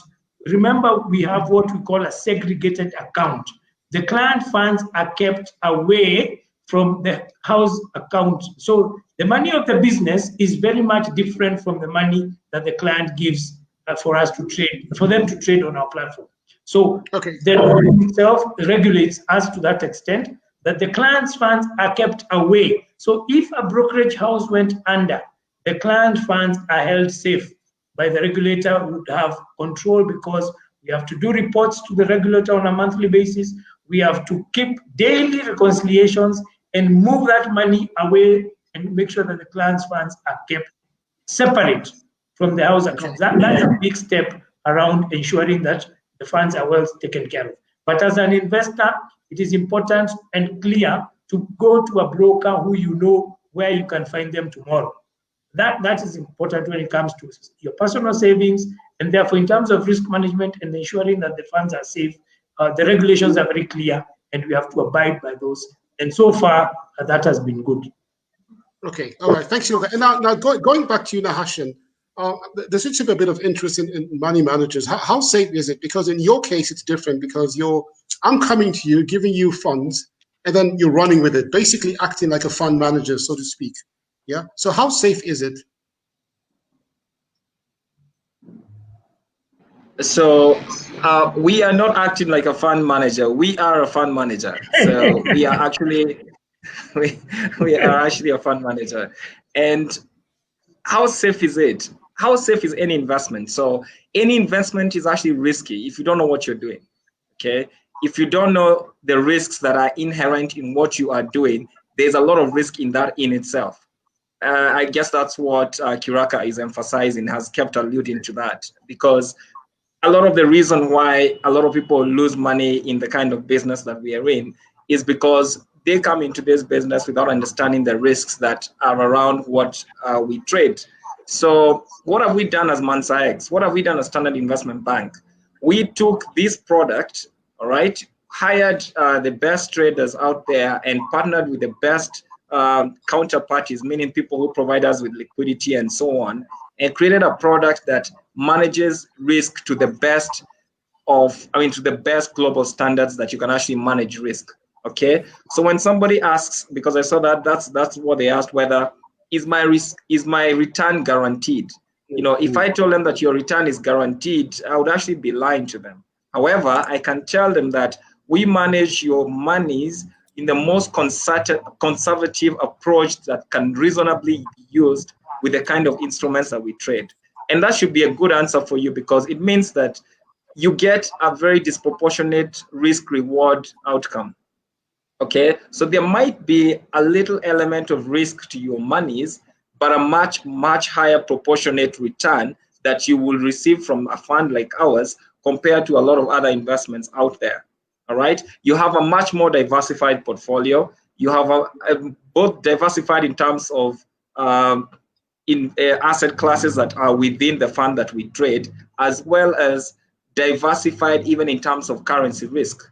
All right, so a lot of traditional asset classes in Kenya that we can just quickly mention, like, you know, investing in the stock market, investing in government securities, investing in real estate. They also have one major disadvantage. One of the biggest one being liquidity, the ability to access your funds quickly enough.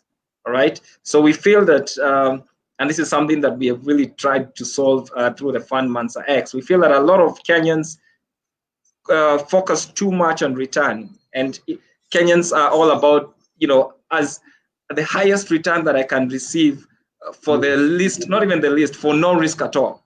Okay, so that in itself doesn't make sense. It doesn't really make sense. And they will also want to, so they then end up with investments that give them a very high return, but if they need to access those funds, then they find that they cannot access those funds. I'll give a very good example, real estate. So a lot of people will invest in real estate, whether directly or otherwise. And the danger here is you might get disproportionate returns, but not be able to access the funds as when you need them. So when you get into a fund like Mansa X, which has that unique proposition that we offer you a truly diversified fund, but that also gives you, you know, a higher than average return, but most importantly also allows you to access your funds when you need them, then you're really looking at a proposition that has actually never been presented to investors in Kenya in this manner. So it's very unique. And our investors, for example, last year we returned 24% for our investors. This year we are on track to likely match that. But so historically speaking, we have not lost investors' money, but that does not mean that there are no risks. Okay. But what we are trying to show is, some people will ask me, how do you give 24%, which is a much higher return than most fund managers in Kenya will give? What are you doing wrong? Or are you taking on disproportionate risk with our money? And I think that's where the fear comes in. And it's a legitimate concern because thank you. Yeah, if you have investors. Sorry, I'm cognizant of the time. We have a lot more questions. Okay. Thanks a lot. But before I let you go, there's actually one really good question for you, Nahashan. Yes. Where do you publicize your funds? Do you the breakdown of the fund, of the Monsi X fund? Is it published anywhere? No, we give fact sheets to our clients. Fact sheets meaning we are able to give you the main asset classes that we invest in, and we can give you a guideline as to how they are invested in the fund. But we cannot actually give you an actual breakdown of exactly in what proportion they are invested in the fund. And there's a reason for this, because it's very proprietary information as well. Okay, all right. Thank you very much. And now I'd like to switch, and I will get back. Before we get to the end, allow me to bring in the manager for investigations, Mr. Lawrence Mumina.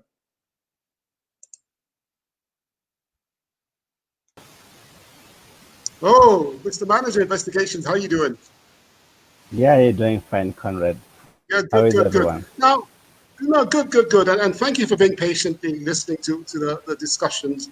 Now, here's a question. In terms of, we've heard a lot from the intermediaries. We've heard about the products and about the risks. Now, as a regulator, what are some of the things that you're doing to protect investors engaging in online forex trading? Maybe you can talk about that briefly. Thank you. How do we protect them? Thank you, Conrad. It's a very good question and very key to the efforts the authority is making, so that we ensure that the investing public are properly protected. One such a way the authority has done is confirmed by the fact that we have already locally here licensed entities that do money market fund management and online forex brokerage services, so that our investors can easily access the services from within.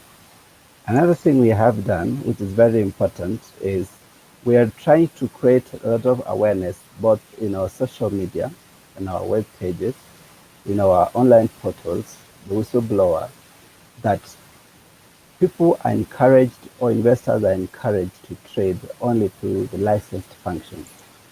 Make sure that you access the website of the CMA, www.cma.or.ke,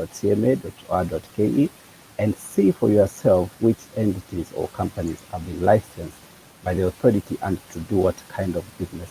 I think that is very important as an investor as you make your decision, and we are making this information available to everyone out there in the world so that they are well informed. The other very important thing we want to do, and are telling people even today, is when you're engaging with anyone trading online forex, make sure that you know this person. You do a lot of background.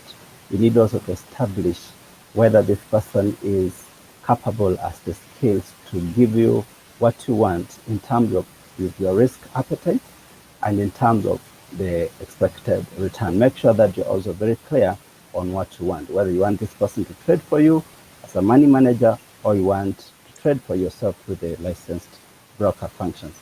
Now, there are a few elements, and I wanted to highlight about this, who are involved in illegal activities within the market. And they are the people we are cracking down on them because they are involved in illegalities and irregularities. The people are purporting to be licensed or otherwise online forex brokers and are getting money from members of the public, the investing public, who are duped by get rich quick schemes, which are fronted by these people, and because of the lure of the money you're actually likely to make, then you fall prey. Some of these people are not even professional forex traders. They run away with your money, and it becomes a police case.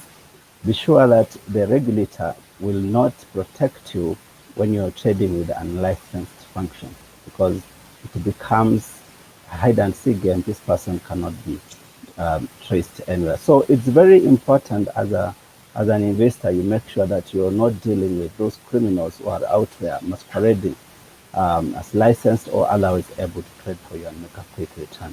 That is all, folks, and people need to be careful about that. We are assisting such people by linking up with our counterparts at the CID, the Kenya Police Criminal Investigation Department, who are also involved in cracking down these people. And they are prosecuted and charged in court for various offenses.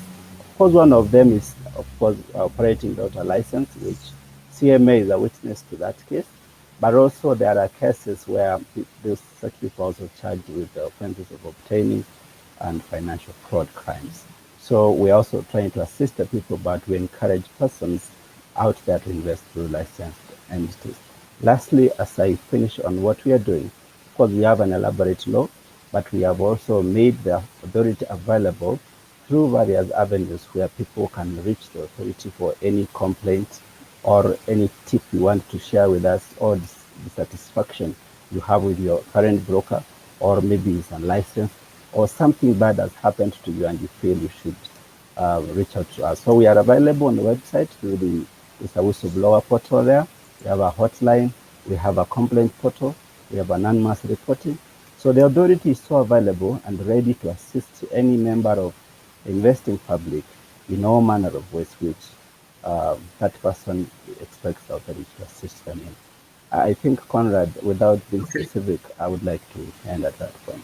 All right, thank you very much. And in fact, you've given a lot of information. I'd like to have a longer discussion with you, but I'm looking at the time, and I think in the next session, we'll definitely have you back again, Lawrence. Thank you so much. Yeah. Now, at this point, and looking at the time, we've got, it's 5:22. I'm wondering if you can switch and briefly go to the questions from the public, and we'll bring everyone back on the screen. And I propose we tackle about maybe the top 5, so we can end in good time. And there'll be more sessions that are coming up. So, and then you can still send your questions even after the session. We can answer that. Yeah. So I think, and I'll humbly ask the speakers to just keep it very short when you respond. Just answer the question, and you can give them more information later. So I think we'll have there's a question for the public. Is it coming? Yes, a question from Kevin Kigima.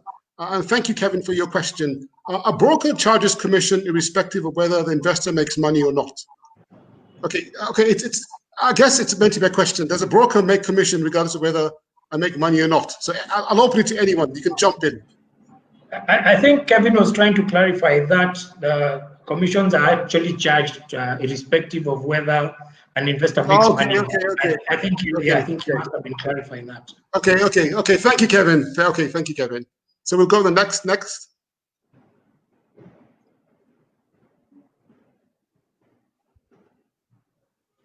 Okay, this question is for Nahashim.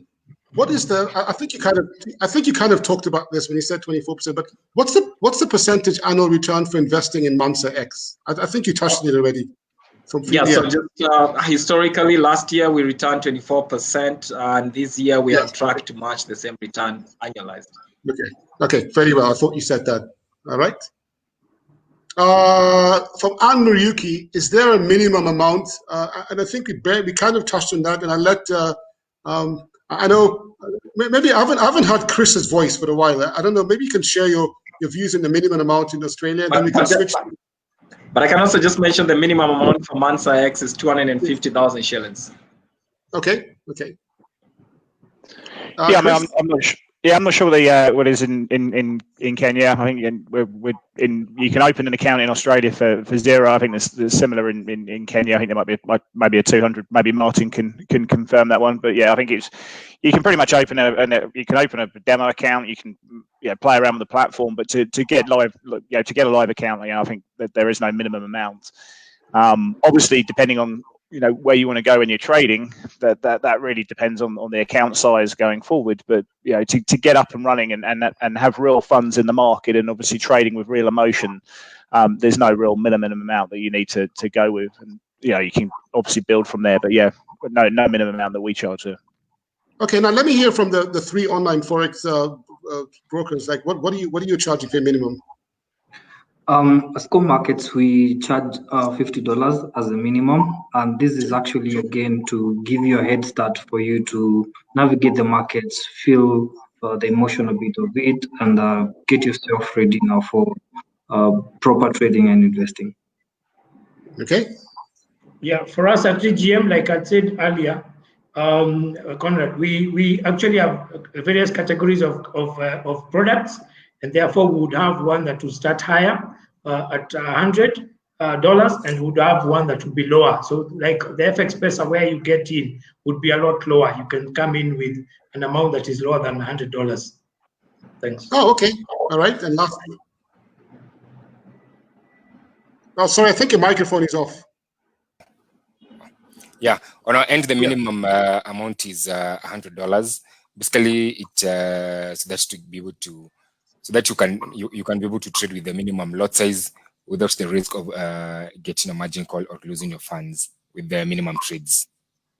Okay, thank you. And also an open question from Rachel Magara. It says, so far, and anyone can jump in. So far, the leverage is 1 to 400 and 1 to 500 for the three registered brokers. Why not as high as 1 to 1,000 or 2,000? I can see Sam smiling there. Conrad, this is more a regulatory aspect. We are licensed and approved to do 400. What we saw is the unregulated partners who came in from overseas doing the 1,000, 2,000. So yes, it avails a lot more leverage there, but I think internally, maybe as an economy, we are not yet there.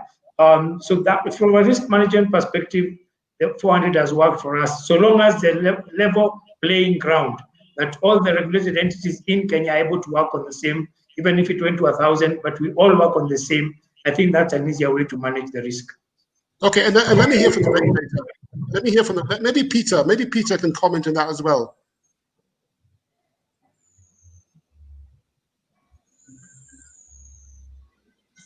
Okay, I think you may have not. Okay, yeah. Okay, Peter. Hello. Yeah. Okay, in terms of it is a regulatory requirement to the maximum to be 1 is to 400 for a simple reason. A research was done all over the world, and we looked and saw that is actually a very optimal leverage rate. The reason is because if you with leverage, you can actually make money or lose money. So if you take a leverage of 1 to 400, then it's in average, it's not a bad one, because anything higher than that, we saw that it can be a very risky environment for the citizens. So this leverage is not cast in stone, because even the regulation says that at any point the CMA can also change that rate. But for now, the truth is that rate is really high, and I'm sure even Nahashon of Mansa can tell me he doesn't even operate in that region. Absolutely. Actually, I'd like to weigh in on that, because even ourselves as money managers, we typically don't even exceed more than 20 to 30 times leverage ever, and there's a reason for this.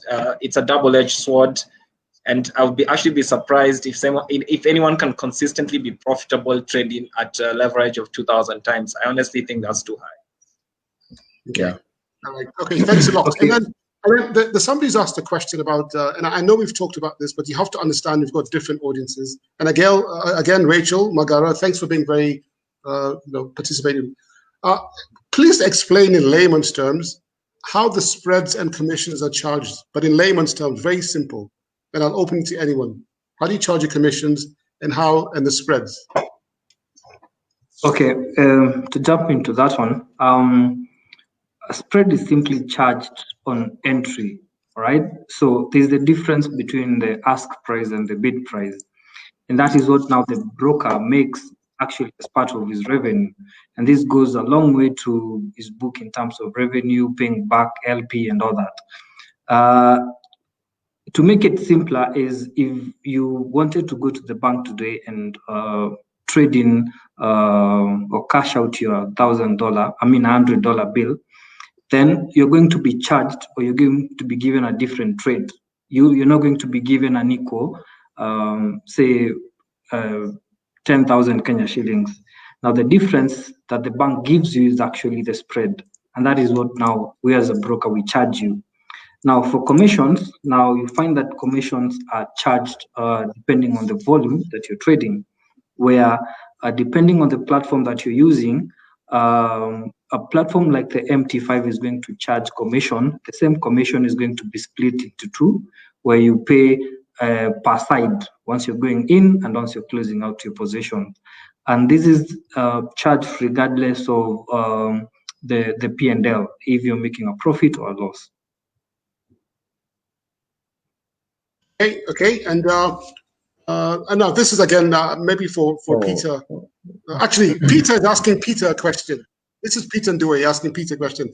Does CMA have a regulatory framework for copy trading, meaning use of technology to copy the real-time Forex trades, Forex signals, or other live investors?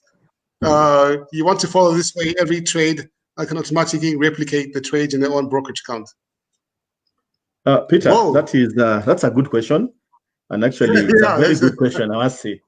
Okay, for now, we don't have a regulation around copy trading, but it doesn't mean you cannot come to us with the idea.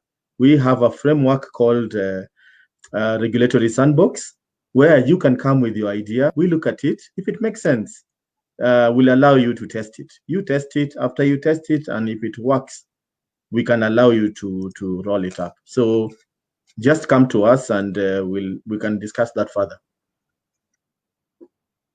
Then a question from Sarah Mugo.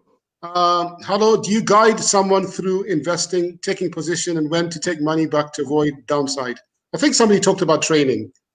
Was it Nahashon? Who does onboarding training? So how do you take people through the investing and taking a position? Yes, basically I had mentioned about how we offer training. So basically, a brokerage doesn't really offer advice on when to buy or when to sell, but we guide our clients on the training. So we start with the demo accounts. So it's basically a replica of the live account of where you input your live money, and on top of that, we offer analysis softwares. So for instance, like at Purpose-Stone, we have something we call Smart Trader Tools. Basically, these are just a collection of analysis tools that we give to our clients so that they can help them manage their risk and analyze. And also an addition to real-time analysis, to get, basically telling you, this asset might be volatile today. This one might, maybe there's interest rates coming on a certain, jurisdiction. Basically, just information to guide you and to manage your risk. But generally, we cannot really tell you, whether to buy or sell. That decision lies with the investor. But what's the? This is Gilbert Kimani asking. What is the taxation on income from Forex trading? What is KRA? How much? What's the percentage? I think for that one, the good answer for that actually is let's be careful that we don't say the wrong things. If there's any tax issues, it should actually be directed to the taxman himself. Okay.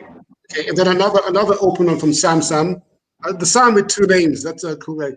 Is there any broker in Kenya offering index trading or cash boom volatility? Brokers, tell us. Yes, you're going to find a good chunk of indices under scope markets, actually over 10, around 12 to be specific. But cash and boom, no, we don't have in the market yet. The volatility index is a very sensitive asset, being that you can either find a synthetic or a physical one. And in that matter, we're still working on how we can be able to get the CBOE volatility index for our traders. Okay. So I think, okay, do you believe, from Chege, Nigeria, do you believe the market is rigged? In fact, let me not even ask the point of it is, Lawrence Mumina, is Lawrence here? This is the question for Lawrence, real quickly. Yeah, this goes back to what you were talking about. There's a question, do you believe the market is rigged? Tell us, regulator, tell us. No, put your microphone on. Put your microphone on. Yes, Conrad, thank you. Yeah. What we're saying is that we need just to deal with the right people, right? So that we don't go into this speculative thinking that there is somebody who already has the answer book. It's a matter of we working with the right professionals in the course of our work.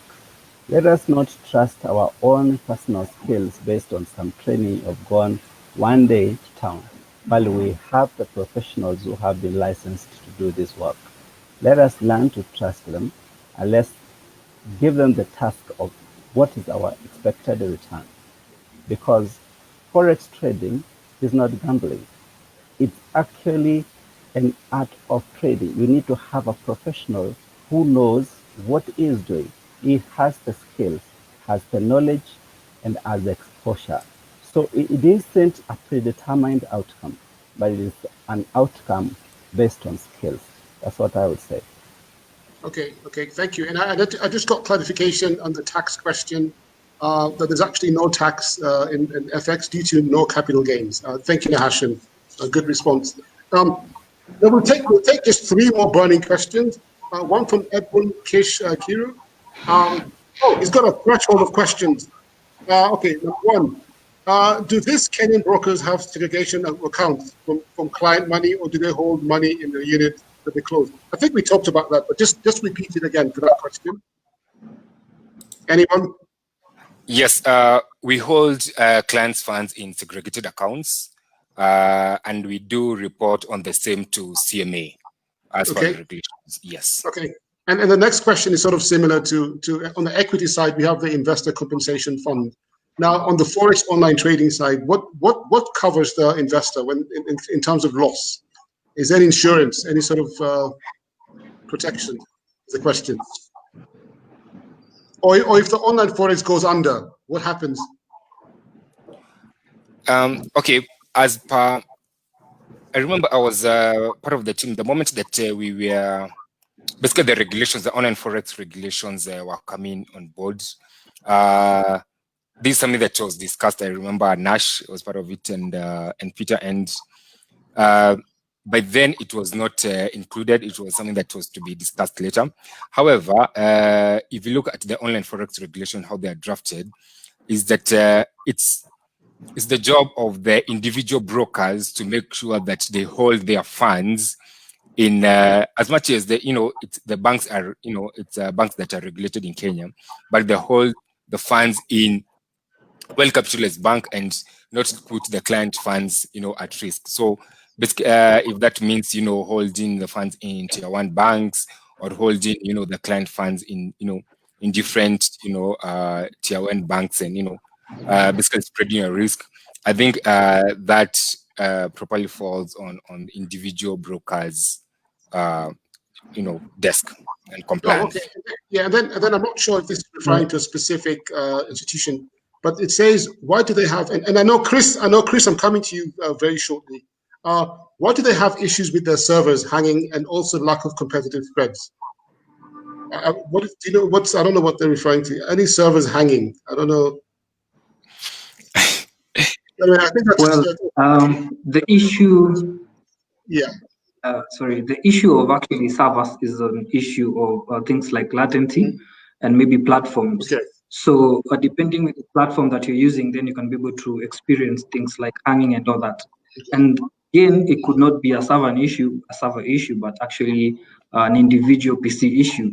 Well, there are instances when you can find latency issues, maybe because of the critical positioning of the servers.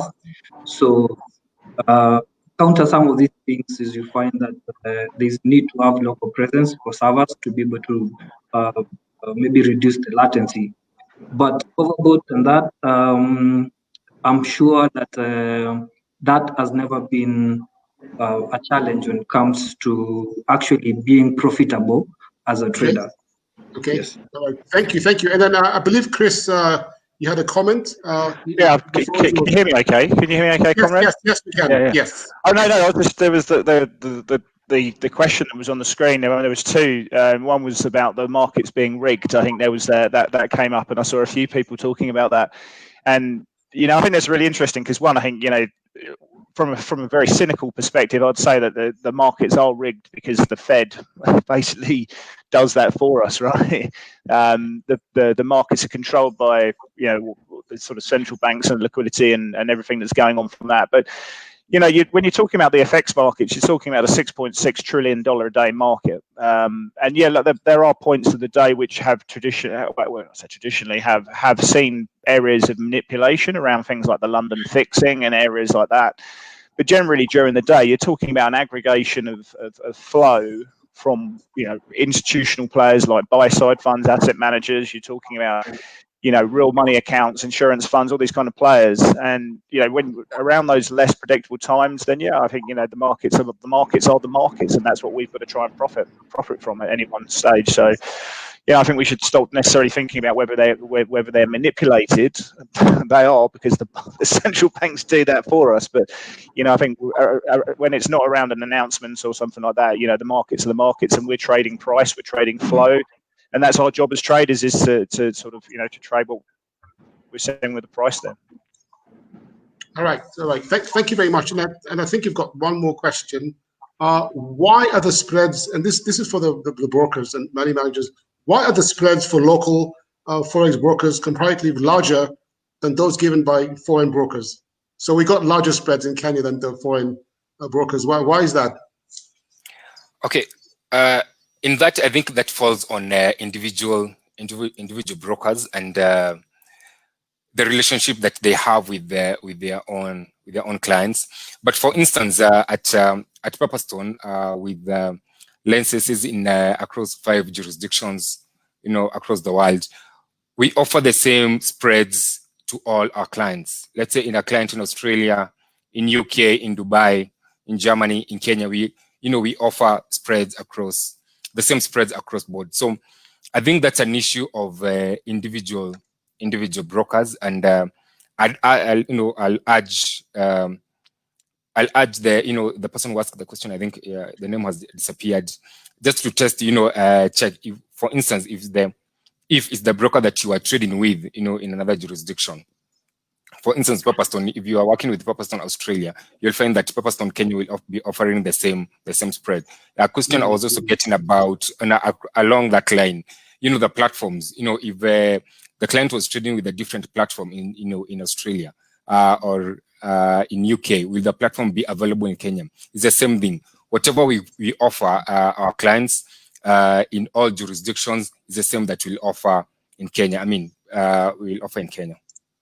Okay. Can I just say as well, Conrad, what you're doing is you're getting a price from a liquidity provider, and there could be a whole range of different liquidity providers that the brokers get. And what everyone does is they aggregate their best bid and their best offer into a platform, and that's what clients are trading. They don't care where that flows come from. Your job as a trader is to trade with the broker who has the tightest spreads, and that's not just at normal market times. Spreads can widen out around fast-moving markets and around liquid times, and that's again, that's the job of the broker to make sure that they're they're getting the tightest spreads around those sort of periods as well. But I think the other point as well that no one's really touched on around this is swaps as well. I mean, if you hold a position over rollover times, you are going to pay a cost for holding that period. I mean, you could get paid for that as well. I mean, that really depends on the overnight funding rates that are going through. But we've talked about swaps, we've talked about spreads which can widen, and your job as a trader is to be with a broker who has the tightest spreads. But you also pay, if you hold past the cutoff time, you will pay, or you could receive those funding charges. I mean, if you're a scalper, you're in and out of positions on a regular basis, those funding charges don't really matter too much. If you're a day trader, it doesn't really too matter. But if you're holding period for a while, another cost that you really do need to consider yourself with is the idea about swap rates as well. So, your job as a broker is to make sure that you're really competitive around swap rates as well. And if you're trading with a broker and your swap rates are high, then obviously that needs to be questioned as well. Oh, okay. Thank you. And there's actually one question from Onsongo and Dieki, and after this, I think we've got one more, and we should be wrapping up. And this question, I'd like to throw it to the stress man, the Peter. Why doesn't CMA increase the number of brokers? And I think this question comes because when you think about the online forex trading, and you have three brokers and one money manager, so is that a fair play? What are you doing to increase that fair game? Thanks, Conrad. The regulations came out around 2017, and it came out in a way that was publicized to the whole world. During that time, now that's when we had EGM coming in, and then Scope came in, and Pepperstone came in. The constitution is very clear that people have specific freedoms. Kenya is also a very open market, so the question maybe should turn around to the unlicensed brokers. Why aren't they coming for a license? Because we do have specific departments in CMA that is actually ready to receive those applications, and the requirements are not so much that a broker cannot handle. So, and that is where now the problem comes in. Even that's why we have our investigation person here. Why are the brokers doing things in the undercover, and they can actually come over and get a license quite easily from us? It's not something that's impossible, because we have three brokers here who have done it already, and they will get it, and they got it within specified times according to our timetables. Thank you. All right, thanks a lot. Before we get to our final question, I think Nahashan, you look like you had a comment about the copy trading. I saw you getting a bit excited, so maybe you have a brief comment about that. Yeah, just very quickly, I feel that the reason why copy trading is a very delicate topic is because if you are copying a particular trader or a particular trading a certain prop shop, then essentially they're acting like some sort of money manager, all right? And that's dangerous in of itself, because you don't know what risk management techniques that they use, and that's the reason why the CMA created a regulatory framework for this business in the first place. Because then I see a situation where if you allow copy traders in the market, then it's really just a way of unregulated and unlicensed money managers to sneak into the business and allow investors to copy their trading without any sort of recourse to the regulator. So that's just from where I sit. I think it might be dangerous to allow copy trading. Okay. Thank you very much. Now we actually have this is the final question, and I want the final question to be to Lawrence Mumina. This is actually more on your area. Simon Sankale from the UK, thank you for tuning in. The question is, what are brokers doing? Actually, not even, this is more for the brokers. What are brokers doing to combat money laundering and terrorism financing while onboarding clients? Okay, so this is the reverse. Normally the regulator has a lot to say about this, but we'd like to hear about the brokers. What are you doing? There's a lot going on right now. How do you, I guess it's talking about KYC and to make sure that it's legal funds, it's not layering into online Forex. All right. Yeah, Conrad, part of the regulations is on onboarding of clients. And my colleagues will agree with me that while it's fairly straightforward and simple, you get the ID of the person and you get their residence.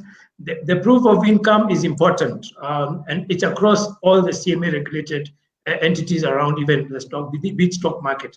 The idea is, and this is an international aspect, financing of terrorism is a big thing, and therefore in the onboarding procedures, we ensure we get the background checks around the bank statements that they provide. Are they genuine?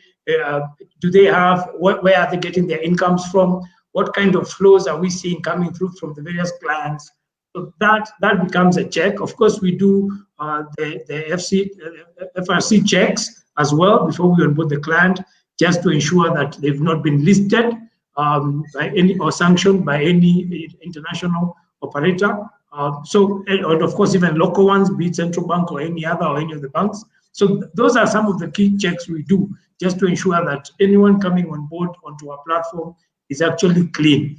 Even politically exposed people, we have a check for those. So it's not just around money laundering and terrorism financing, but we also look at politically exposed personnel as well, just to ensure that the people who come in, the accounts that they put in, their legal entities and legal persons, and they can stand the test of time. If the regulator came for an inspection, we are able to say, these are the documents for the client we opened the account for, and these are the checks that we did. And we satisfied ourselves that they're not on any list that would injure our markets. All right, thank you very much. Before I let Mumina speak, there's a question about from Jacinta Karua. This is a very good question, and I think we talked about it some time back. Are there any forex trading schools, institutions in Kenya? This is a perfect opportunity for that industry, and also will create employment. Do we have that in Kenya, or what's the thought about that? Anyone? We have FX Pesa Academy, Conrad, where we are growing it to train young people to become traders. For everything, one has to go to school and learn. Whether you want to learn on YouTube, education is key. And what we have seen, the biggest challenge around online trading FX is that people come in they've been promised out there that you can get in crazy returns, 400%, 20%, 30% on a trade. And therefore, the risk management aspect is really what we're focusing on our syllabus, training potential investors on the risk aspects, that this is your risk appetite, depending on your profile. You can have a low risk and a high risk, depending on your entry. So for those who are a bit young and may want to take a bit of risk, we guide them and see, yes, how much amount of risk you can take. And that's also that aspect of leverage comes in. But mainly, if you want to create an industry that will live and outlive a long time, you need to train people. You need to have skilled people who can actually come into this as a business, not just as a side hustle to make some dollars and get out, but somebody who can actually make a living off Forex trading. And therefore, FX Academy is available. All right, thanks. Now, based on that, Peter, out of curiosity, Peter, what does CMA actually, do you need to be accredited? Like, if I know FX, could I just advertise, book a hotel, invite people, charge them, and what does CMA need to regulate that?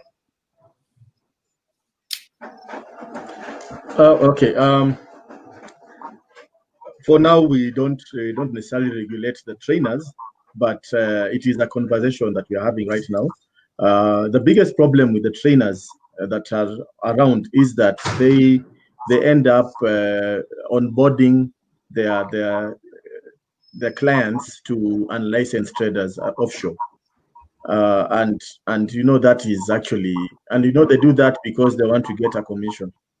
So I think we've also been having discussions with our local brokers to try and engage with those trainers, so that they, instead of the trainers talking to the offshore brokers, they should actually talk to the Kenyan licensed brokers. Okay, and there's one before Lauren speaks. Sam, thank you for your question, and I'm actually smiling when I read your question, and I'll actually address it. You have a question about whether we hold a competition for your brokers, which broker do you rank the best among the three? You know, the way we see it, you know, as a regulator, and forgive my analogy, all brokers are like, they're our children. So, you know, I think we should hold a competition now. yeah, the three of you, a competition for 4 people. I mean, come on. You know, so I'm not a broker. Conrad, without hogging the meeting, we actually got an award last year as the best online forex trading broker. So it can be done, and we'll be happy to be challenged this year as well. Okay, so Sam, there you have it. Yeah. So I'd like to give Mumina. I know you had a comment about copy trading, which seems to be a hot item. Maybe I'll give you just like 1 minute to sort of comment on that. Thank you, Conrad. Actually, mine is very brief. Just to say, copy trading, as it were, would be illegal. If a trader either he believes is polished enough to do trading and can generate a return, and you allow an investor to copy your pattern or trading, if properly evidenced, that amounts to an offense, and the authority will not hesitate or delay to punish you for the action of copy trading. So it is not legally prescribed in law, but if evidenced, then it amounts to a violation. The other thing, which is also a real case we do have, and it's a caution to the investors, that do not copy trade anybody. Don't copy anybody's trade, because if that person is wrong and you're going to lose, you bear the loss without a recourse. You have nobody to go to, no regulator to cry to, but you just burn your resources. So it's a good caution that do not trust anybody. Either use the professionals or you know how it is done. Don't just imagine somebody knows what he's doing, while in actual fact he doesn't know. Asanteni sana. Thank you very much. All right, thank you very much. Thank you for your comments. We've come to the end. Gilbert, your comment on inviting the KRA is well received. As a matter of fact, it's well received. The KRA is always, every time we have policy discussions on all the various products, in fact, we're having a roundtable, I think, in the next month or two. We always invite KRA. They're key. I mean, taxation is key to every financial product. So thank you very much. So at this point, I know there's a lot of exciting things. Yes. Conrad. Yes. There was a great philosopher called Jesus Christ who said, "Give unto Caesar what belongs to Caesar." What belongs to God. But I can also add, not if you don't have to. Is it gross or net?